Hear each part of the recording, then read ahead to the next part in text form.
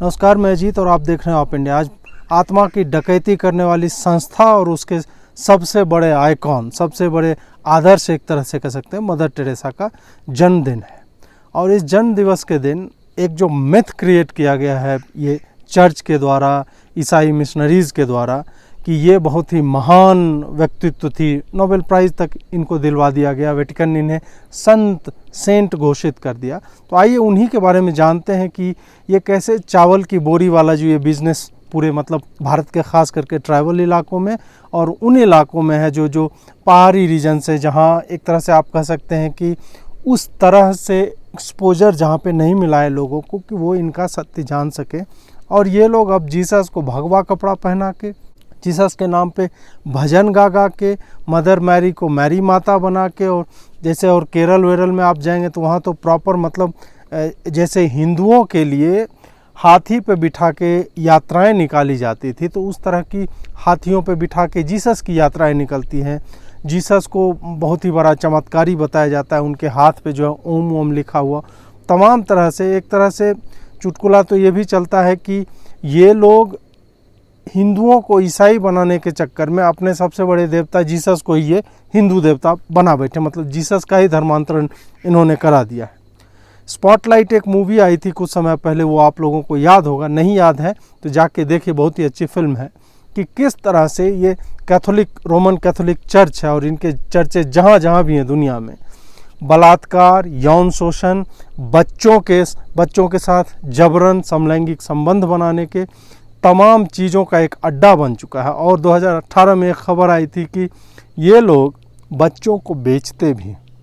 Missionaries of charity जो संस्था थी मदर टेरेसा की, 14 दिन के बच्चे को 1.25 लाख रुपया में रांची में बेचा जाता था। और ये कुछ वैसी एक दो खबरें हैं जो एक्चुअल में बाहर आई हैं। ऐसी सैकड़ों खबरें ऐसी होंगी जो बाहर नहीं आती, क्योंकि जॉन दयाल टाइप के लोग और बाकी जो ये मिशनरियों के जो एक तरह से उनके रिप्रेजेंटेटिव बन के सामने दिखाए जाते हैं, वो लोग उसको ढक देते हैं, छुपा देते हैं, या फिर इनका वर्चस्व इतना ज़्यादा, इनकी पकड़ मीडिया पे मतलब पैसे खिला के आप कह लीजिए या और भी तरीक़ों से, कि ये अपने चमत्कार को, मतलब एक नॉर्मल चीज़ है, उसके बारे में आगे चर्चा करूंगा कि मदर टेरेसा के जो 2 चमत्कारों को वेटिकन ने संत बनाने के लिए जो ज़रूरी माना जाता है, वो चमत्कार कौन से थे और कैसे इन्होंने जबरन पैसा दे के या धमकी दे के लोगों का मुंह बंद करवाया ताकि चमत्कार साबित हो सके और मदर टेरेसा को संत की उपाधि दी जा सके। मदर टेरेसा को नोबेल पीस प्राइज़ भी दिया गया था। और उनके विचार आप देखेंगे और उनके डिक्टेटर्स जो हैं, कई ब्रूटल डिक्टेटर्स जिन्होंने मानवाधिकारों की मतलब सरेआम हत्या की है, उनके साथ इनके संबंध रहे। इन सब पे लिटरेचर अवेलेबल है, आप जाके पढ़ सकते हैं इन सब के बारे में। उसके बाद है कि बीमारियों को इन्होंने ये बताती थी कि बीमारियां जो है वो तुम्हारे पापों का फल है और उसे भोगो, उसे सहो। और कहीं ना कहीं इसी थॉट प्रोसेस के कारण मिशनरी ऑफ चैरिटी जब ये चला रही थी तो उस वक्त भी और शायद अभी भी वहाँ के क्लिनिक्स में आप जाएंगे तो वहाँ जो बहुत ही कष्टदायक, पीड़ादायक बीमारियों से लोग जूझ रहे हैं, उनको नॉर्मल मतलब पेन किलर तक नहीं उपलब्ध कराया जाता है। बोला जाता है कि सफ़र करो, सफरिंग है तुम्हारा, मतलब तुम इस दर्द को झेलो। और ईसा मसीह भी जो है वो क्रॉस पे चढ़े थे, तो उसी टाइप का तुम भी उसे महसूस करो और तुम ये सोचो कि तुम्हें ईसा मसीह जो चुम्मियाँ दे रहे हैं। इस तरह के थॉट प्रोसेस से चलने वाली महिला जब अपने अंत समय में आई, 8 साल उसने पेस मेकर लगवा के रखा होता छाती में, ताकि उसकी धड़कनें चलती रहें। तो तुमने क्यों नहीं चमत्कार कर लिया अपने ऊपर? दूसरों को जो अंत समय में हॉस्पिटल ही गई, तब तुम क्यों नहीं ये झाड़ फूक, जादू टोना जो होता है, होली वाटर छिड़क के जो क्योर करने की बातें होती, जो मिरेकल ये सब जो करते रहे तुम लोगों को मूर्ख बनाना। आप लोगों ने वीडियो देखा होगा कैसे लोग आर करके जो पागल होती रहती हैं महिलाएं। ये सब चेन्नई से, कोलकाता से, आपको अब तो पंजाब तक में ये मिशनरी जो है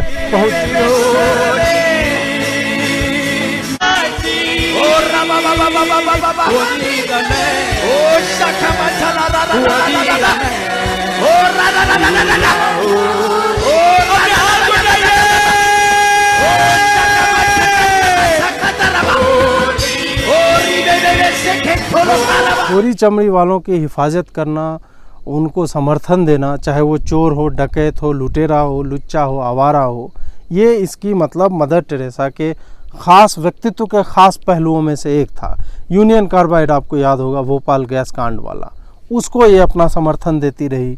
मैंने बताया कि आपको निकारागुआ में एक कॉन्ट्राज करके वहाँ पे रेबेल्स थे। रेबेल क्या थे? वो मानवाधिकारों का हनन कर रहे थे, आतंकी गतिविधियों में शामिल होते थे, और वो वहाँ के मतलब रोनाल्ड रीगन जो है यूएस का, वो उसको सपोर्ट दे रहा था, हथियार दे रहा था, पैसे दे रहा था, उसका एडमिनिस्ट्रेशन निकारागुआ के अगेंस्ट, मतलब वहाँ के गवर्नमेंट के अगेंस्ट जाने का, उस तक को इसने अपना समर्थन दिया। अल्बानिया में जहाँ की ये हैं, वहाँ जिस तरह से ह्यूमन राइट्स के वायलेशंस हुए थे उसको मतलब भूल गई, जो करवा रहा था उसको अपना ये समर्थन दे रहे। उसके बाद एक चार्ल्स कीटिंग नाम का एक व्यक्ति आता है, जिसके ऊपर लोन फ्रॉड्स के बहुत बड़े बड़े चार्जेस लगे हैं, उससे $1.25 मिलियन 1.25 मिलियन डॉलर जो है योगदान लिया है मिशनरीज ऑफ चैरिटी के नाम पे मदर टेरेसा ने।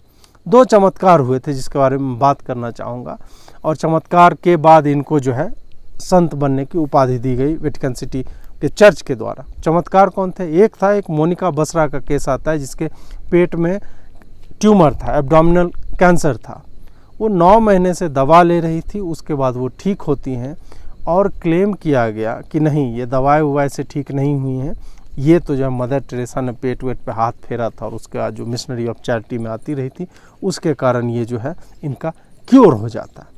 अब उसका सच क्या है, ये दबाने के लिए पूरी की पूरी वेटिकन लॉबी जो है लग गई थी, रोमन कैथोलिक चर्च के रिप्रेजेंटेटिव्स लगे हुए थे। हॉस्पिटल के नर्सों को बार बार कहा जा रहा था कि तुम लोग इसके बारे में कुछ नहीं बोलोगे, जबकि मोनिका बसरा के पति ने कहा कि नहीं, 9 महीने बहुत ही पीड़ादायक जो कैंसर का ट्रीटमेंट होता है एक्चुअल में, उससे गुजरी है मेरी वाइफ, उसके बाद वो क्योर हुई है, ना कि मदर टेरेसा ने हाथ फेरा और वो जो है क्योर हो गई। दूसरा एक है, वो तो बहुत ही ज़्यादा हास्यास्पद है। उसमें क्या है कि एक केन मैकमिलन नाम के एक फोटोग्राफर थे, वो जो है इनका होम ऑफ डाइंग करके एक जगह है, मरने वालों का घर करके, यहीं मिशनरी ऑफ चैरिटी वाले इलाके में। वहाँ पे क्या है कि ये लोग घूमने गए थे, एक टूर चल रहा था, और उस जगह का काफ़ी अंधेरा वाला जगह था। तो अंधेरे वाले जगह में, ये मैं आपको 20 साल 25 साल पहले की बात बता रहा हूँ, उस जगह में फ़ोटो लेना जो है बहुत मुश्किल था। आज की तरह जो है ये हाई स्पीड और लो लाइट फोटोग्राफी वाले कैमराज नहीं थे। केन मैकमिलन जो हैं, उनके पास एक नया रील आया था, कोडेक ने रील डेवलप किया था जो लाइट से बहुत ज़्यादा सेंसिटिव था।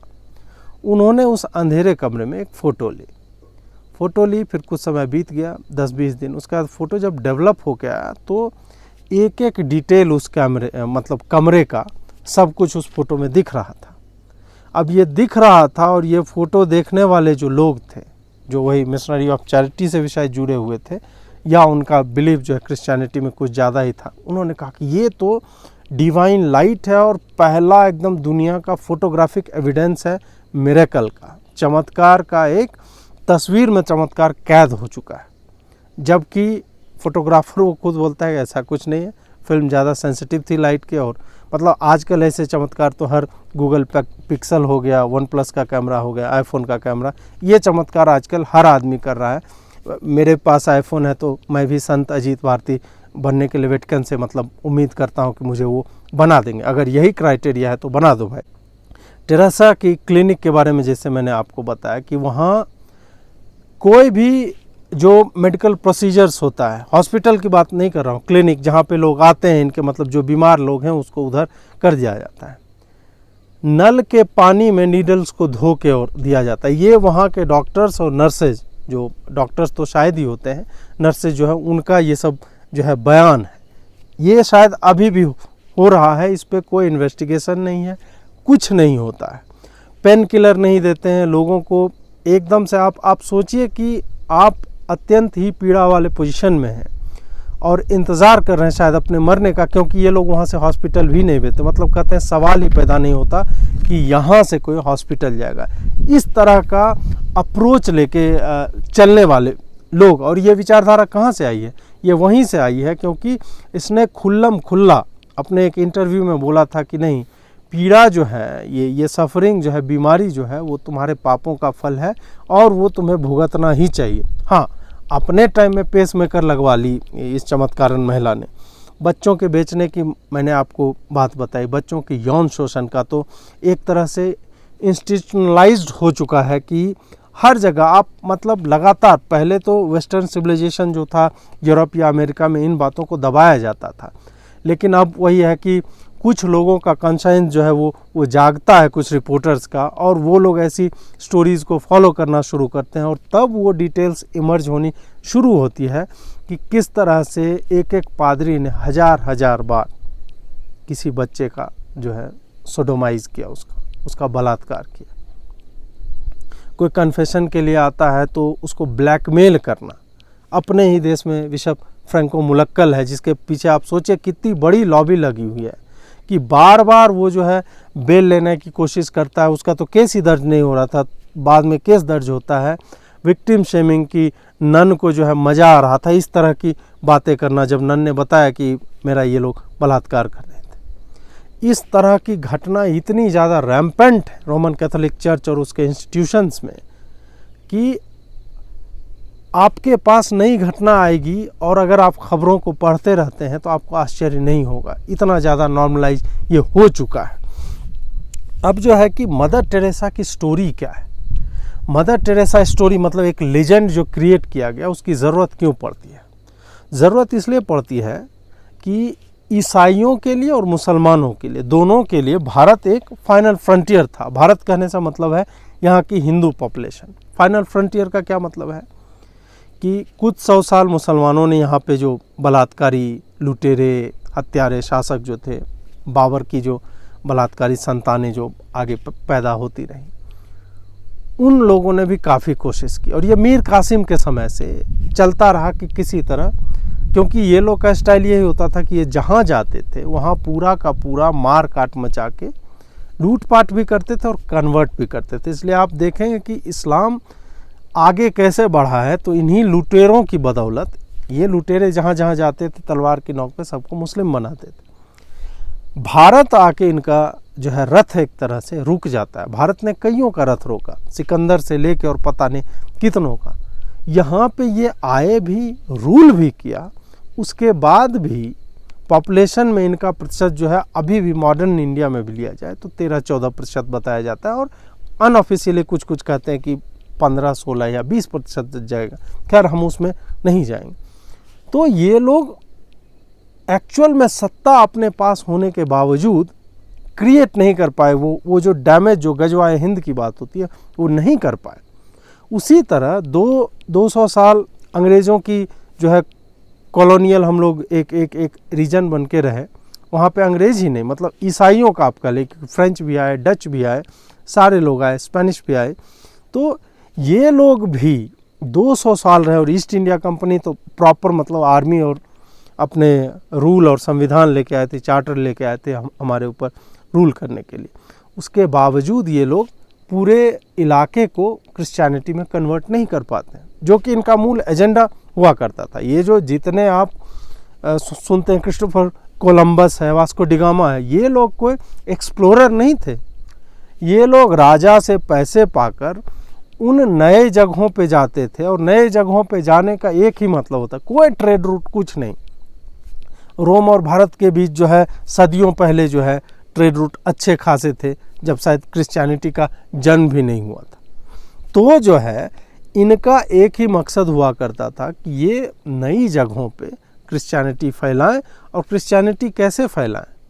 प्यार से मानो ठीक है, नहीं तो we will shoot you, kill you, butcher you. पूरा का पूरा अमेरिका आप जाके देखिए कि वहाँ का इंडिजिनस पॉपुलेशन जो था, जिसे रेड इंडियंस बोला जाता है, मतलब उसको इन्होंने हटा दिया। पूरा अमेरिका मतलब पूरा कॉन्टिनेंट की में, उत्तरी अमेरिका जिसमें कनाडा, मैक्सिको सब आता है, वहाँ पे ये गोरी चमड़ी वाले पहुँचे कैसे? ये पूरा का पूरा कॉलोनियलिज्म का एक बाय प्रोडक्ट था।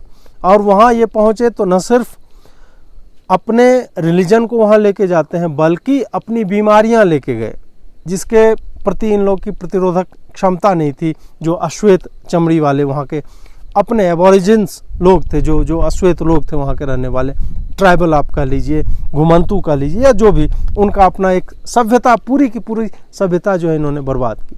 तो वही बर्बादी फैलाना ये इंडिया में भी चाहते थे। इंडिया पे इनको रेजिस्टेंस भी मिला, लेकिन बावजूद इसके कि इतना बड़ा पॉपुलेशन था, ये लोग बहुत ज़्यादा डेंट नहीं क्रिएट कर पाए।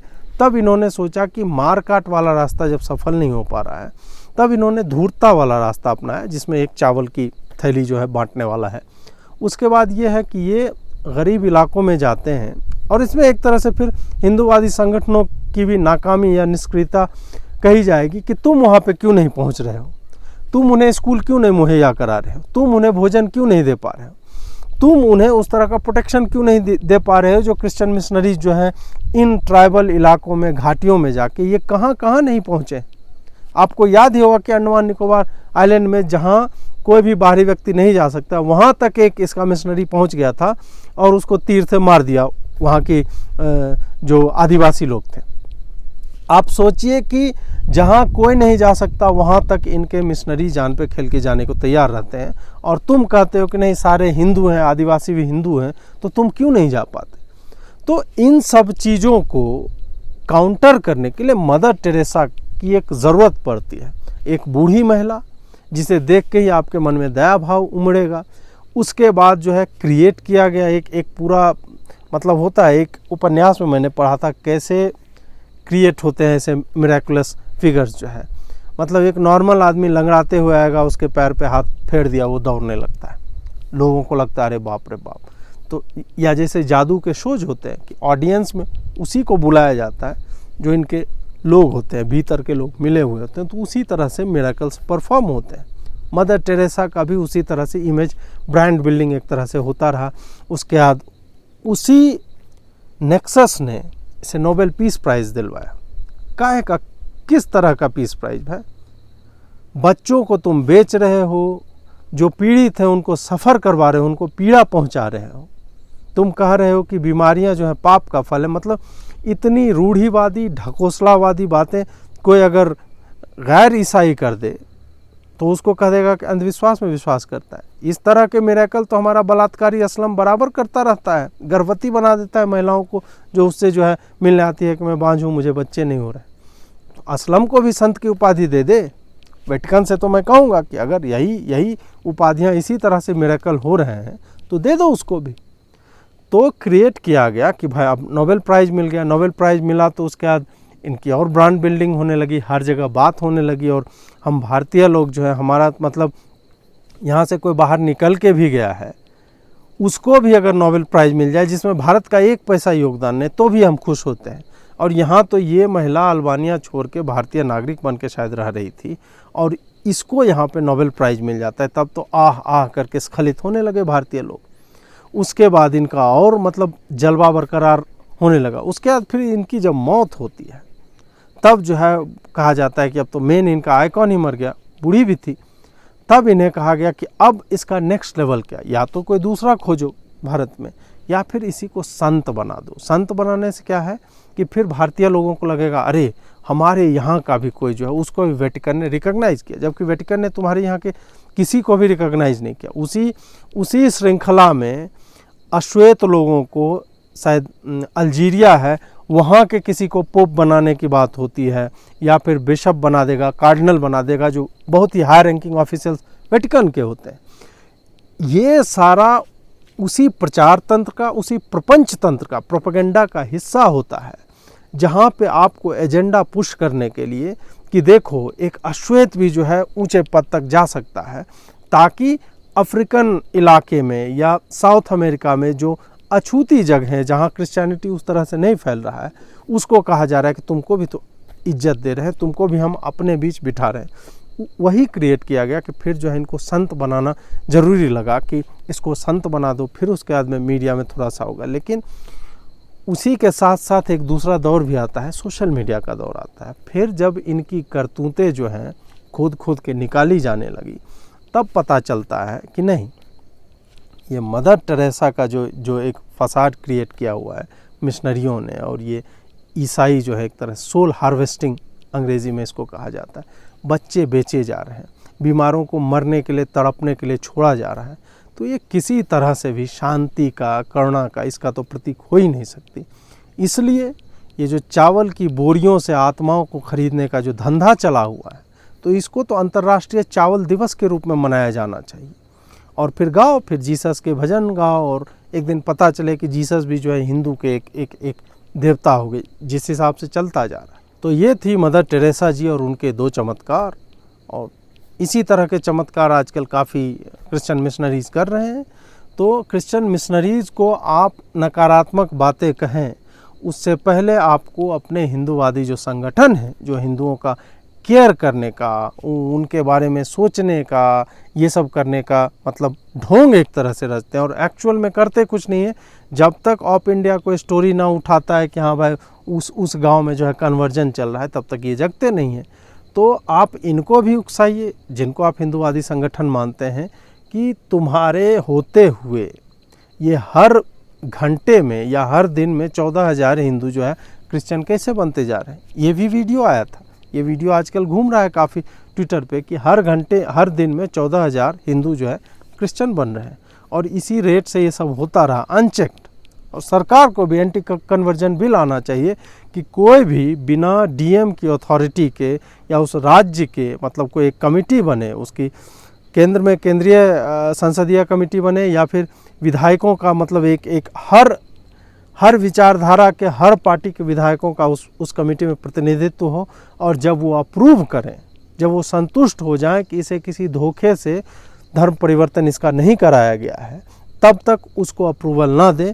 और अगर कोई ऐसा करता है तो उस व्यक्ति को, एक तो अगर वो विदेशी है तो उसको इंडिया से बाहर भगाया जाए, अगर वो किसी चैरिटी से ताल्लुक़ रखता है या किसी एनजीओ से ताल्लुक़ रखता है तो उसको बैन किया जाए और उसका बोरिया बिस्तर जो है बंद करके उसको भी निकाला जाए, उसको जेल में डाला जाए। जब तक ऐसा नहीं होगा तब तक इसी तरह आपको मूर्ख बनाया जाता रहेगा, किसी मदर टेरेसा के नाम पे उसको संत बना दिया जाएगा। देखते रहिए। बहुत बहुत आभार आपका। नमस्कार।